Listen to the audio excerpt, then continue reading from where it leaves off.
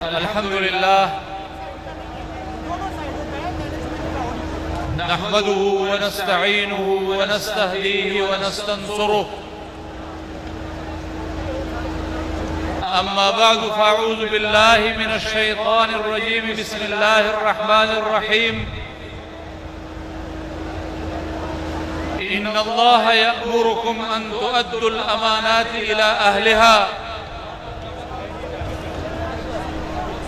वइज़ा हकमतुम बैनन नासि अन तहकुमू bill अदल सदक़ल्लाहुल अज़ीम।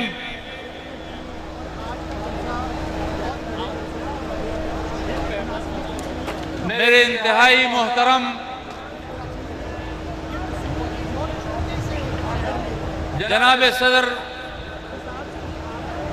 मौलाना सफ़ीउल्लाह साहब, कायम मकाम अमीर जमीयत उलमा इस्लाम पंजाब, बरादर मोहतरम हाफिज नसीर अहमद अहरार साहब, जनरल सेक्रेटरी जमीयत उलमा इस्लाम पंजाब, स्टेज पे तशरीफ फरमा, हमारे मरकजी आमिला के अराकीन और सूबाई आमिला के अराकीन और सूबाई उमरा और नुज़मा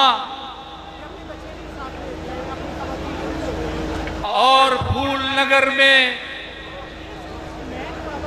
मेरे भाइयों, मेरे दोस्तों, आज फूल नगर में आपका ये इज्तिमा उन जेली हुक्मरानों को पैगाम दे रहा है,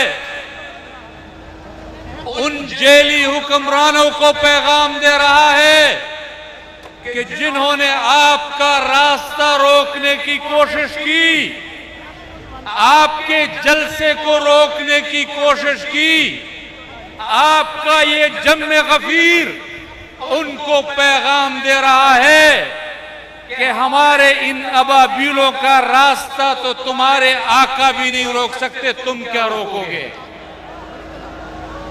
और मैं उन असली हुक्मरानों को भी पैगाम देना चाहता हूं कि इन मुजाहिदों का रास्ता तो तुम्हारा आका अंग्रेज भी नहीं रोक सका, तुम क्या रोकोगे। आज जमीयत उलमा इस्लाम का ये पड़ाव जो 8 फरवरी 2024 के इलेक्शन के बाद जो काफिला पशीन से निकला था, वो कराची से होते हुए, वो मर्दान से होते हुए, वो चारसदा से होते हुए आज आपके शहर फूल नगर में दुनिया को पैगाम दे रहा है कि इस जेली निजाम के खिलाफ अगर कोई मैदान में है तो वो जमीयत उलमा इस्लाम का कारकुन है।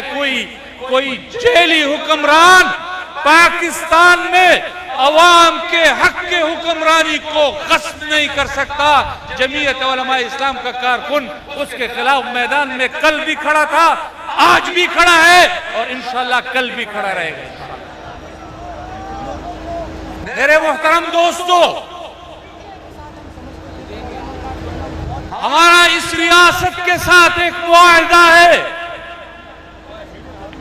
ये रियासत पाकिस्तान, आप और हम इस रियासत पाकिस्तान के साथ एक मुआहिदे में शरीक हैं और वो मुआहिदा सन 73 का आईन है और उस आईन में मुझे मेरे जान के हक की हिफाजत की जमानत भी दी है, मेरे माल के हक की हिफाजत की जमानत भी दी है, मेरे इज्जत व आबरू के हक की जमानत भी दी है, मेरे समाजी हुकूक की हिफाजत की जिम्मेदारी भी उठाई है। मेरे माशरती हुकूक की हिफाजत की जिम्मेदारी भी उठाई है और मेरे मजहबी हुकूक की हिफाजत की जिम्मेदारी भी उठाई है।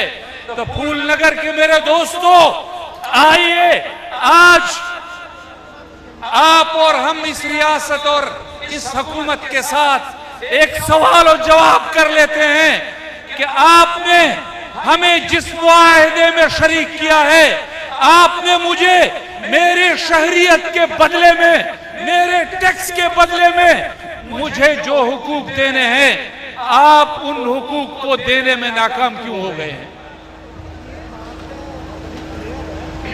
आपने मुझे जान के हक की हिफाजत की जमानत दी है। आज सूबा खैबर पख्तूनख्वा में हम रोडों पर सफर नहीं कर सकते। आज खैबर पख्तूनख्वा में हम मोटरवे पर सफर नहीं कर सकते। आज फाटा के अवाम अपने घरों से हिफाजत के साथ नहीं निकल सकते। आज बलोचिस्तान के लोग अपने घरों से हिफाजत के साथ नहीं निकल सकते, अपने घर वापस हिफाजत के साथ नहीं आ सकते।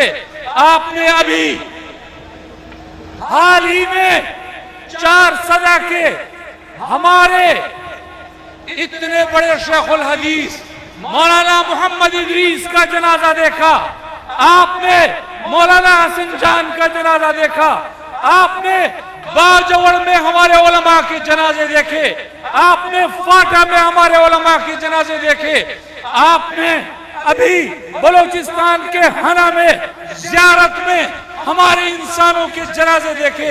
आप बताओ, मेरे रियासत से सवाल है कि अगर आपने मेरे जान के हक के तहफ़्फ़ुज़ की जमानत दी है, तो फिर आज मेरे पाकिस्तान के शहरियों के, इंसानों के लाशें, इन शहदा के लाशें हमारे रोडों और पहाड़ों पर क्यों बिखरे हुए हैं?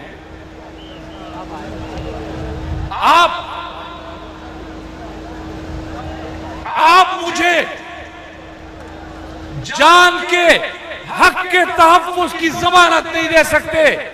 आप कश्मीर के लोगों के साथ इस वक्त जो आप कर रहे हैं, 78 साल कश्मीर का मुकदमा आपने हिंदुस्तान के खिलाफ लड़ा। आज वही हिंदुस्तान 78 साल बाद कश्मीर का मुकदमा आपके खिलाफ लड़ रहा है।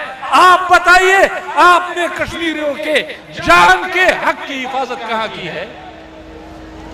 आपने सिंध को डाकुओं के रामो करम पर छोड़ा हुआ है।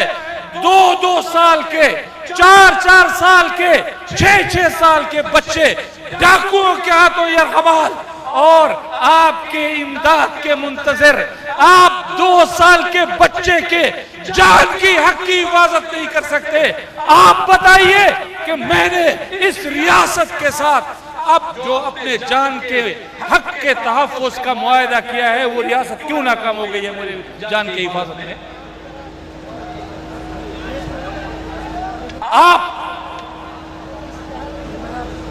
आपने मेरे माल की, मुझे माश की, हक के तहफ़्फ़ुज़ की जिम्मेदारी आपने उठाई है। आपके पास पंजाब में अय्याशी के लिए 13 अरब का जहाज लेने के लिए तो पैसा मौजूद है, लेकिन पंजाब के लोगों पर वो पैसा खर्च करने के लिए मौजूद नहीं है। आपके पास सिंध में माहाना 100 अरब रुपया करप्शन के जरिए उठाकर असेंबलियां खरीदने के लिए तो पैसा मौजूद है, आवाम को देने के लिए आपके पास पैसा मौजूद नहीं है।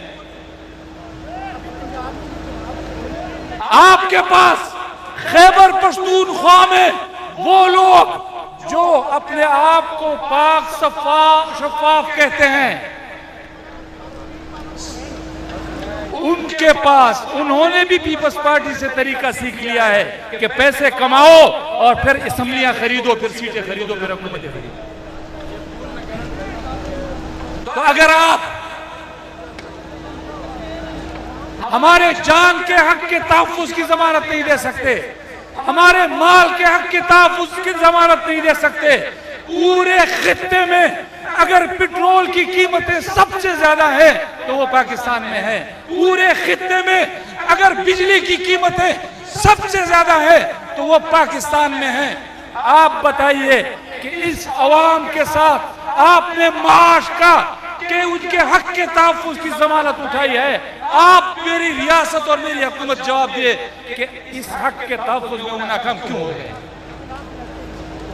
एक तरफ जमीयत उलमा इस्लाम का किरदार है कि हम जब आप हिंदुस्तान के खिलाफ लड़ते हैं, जमीयत उलमा इस्लाम आपके शाना बशाना खड़ी होती है। जब आप सऊदी अरब के हरमैन और शरीफैन के तहफ्फुज़ की जिम्मेदारी उठाते हैं, जमीयत उलमा इस्लाम आपकी पुष्ट पर खड़ी होती है। आप बताइए कि आप जमीयत उलमा इस्लाम के मैंडेट के हक पर डाका क्यों डालते हैं।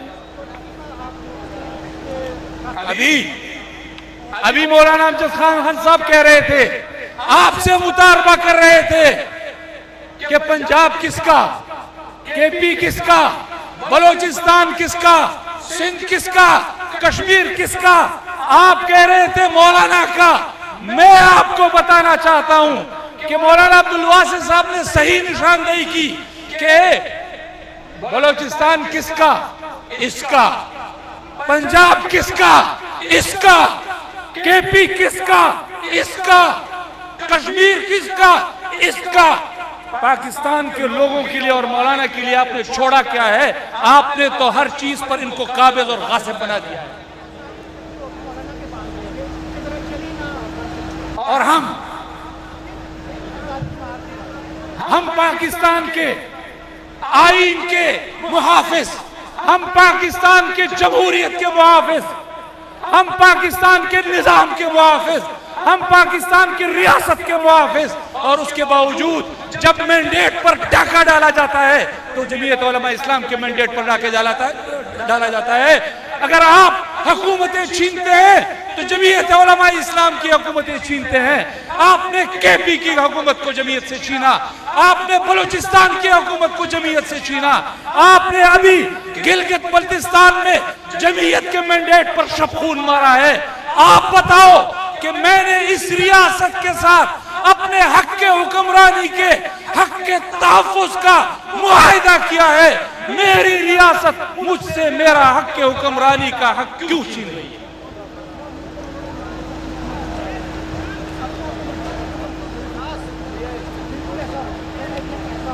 इतने संग दिल न बनो, इतने संग दिल न बनो, कुछ तो मुरव्वत सीखो। इतने संग दिल न बनो, कुछ तो मुरव्वत सीखो। तुम पे मरते हैं तो क्या मार ही डालोगे। हम रियासत पाकिस्तान पर मरते हैं, हम पाकिस्तान के आईन पर मरते हैं, हम पाकिस्तान के निजाम पर उसके तहफ्फुज़ की जंग लड़ते हैं। तो अब तुमने ठेका ले लिया है कि तुम जमीयत उलमा इस्लाम के मैंडेट पर डाका डालोगे।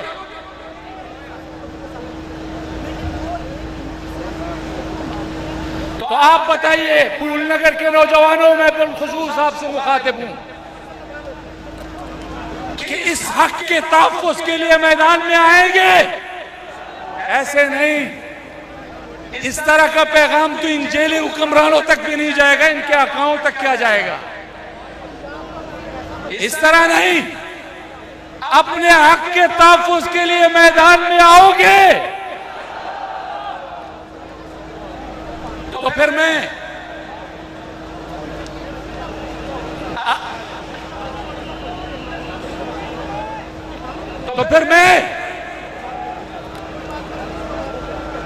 अपनी तकरीर का इख्तिताम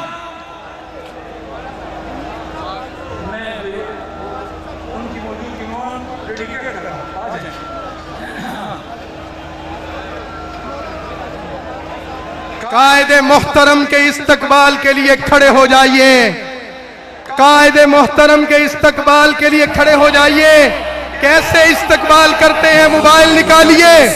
तराना बंद करें अभी भाई, तराना बंद करें, तराना बंद करें भाई, तराना बंद करें। मोबाइल निकालें, झंडे नीचे करें, सिर्फ मोबाइल निकालें, मोबाइल। खड़े हो जाइए। जैसा कि आप हजरात को मालूम है, हम सब यहां जलसागाह में स्टेज पर